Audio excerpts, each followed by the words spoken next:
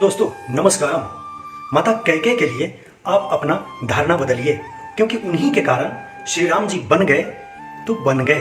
कैसे बन गए आइए जानते हैं। इससे पहले चैनल पर नए हो तो चैनल को सब्सक्राइब कर दे और बेल आइकन को भी दबा दे ताकि नए वीडियो आप तक पहुंच।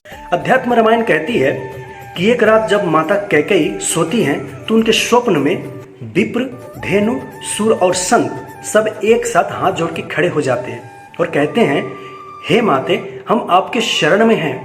महाराज दशरथ की बुद्धि जड़ हो गई है, इसलिए तो उन्होंने श्री राम जी को राजपद देने जा रहे हैं। अगर ऐसा हुआ, प्रभु राजगद्दी पर बैठ गए तो उनके अवतार लेने का मूल कारण ही नष्ट हो जाएगा।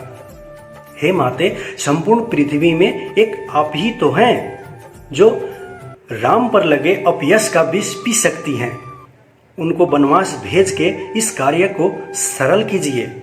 युगों युगों से कई लोग उदार के प्रतीक्षा में हैं। त्रिलोक का उद्देश्य भूलोक का राजा बनना नहीं है। अगर वनवास नहीं हुआ तो राम इस लोक का प्रभु नहीं बन पाएंगे। माते, इतना बात सुनते ही माता कैकेयी के आंखों से आंसू बहने लगे और माता बोली कि आने वाले युग में लोग कहेंगे कि मैंने भरत के राम को छोड़ दिया, परंतु मैं राम के लिए आज भरत का त्याग करने जा रही हूं। मुझे मालूम है कि इस निर्णय के बाद भरत मुझे कभी भी स्वीकार नहीं करेगा। रामचरितमानस में भी कई जगहों पर इसका संकेत मिलता है। जब गुरु वशिष्ठ दुखी भरत से कहते हैं, सुनहु भरत भावी प्रबल बिलखी, कहे हो मुनि नाथ, हानि लाभ जीवनु मरनु, जसु अपजसु विधि साथ। हे भरत सुनो, भविष्य बड़ा बलवान है।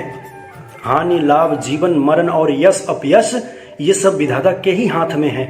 बीच में केवल तो माध्यम आते हैं। इस लीला को जानते थे, तभी तो चित्रकूट में तीनों माताओं के आने पर प्रभु सबसे पहले माता कैकेयी के पास पहुंचकर उनको ही प्रणाम करते हैं, क्योंकि उनको पता था कि जन्म देने वाली माता भले ही कौशल्या जी थी, परंतु मर्यादा पुरुषोत्तम श्री राम बनाने वाली माता कैकेयी ही थी।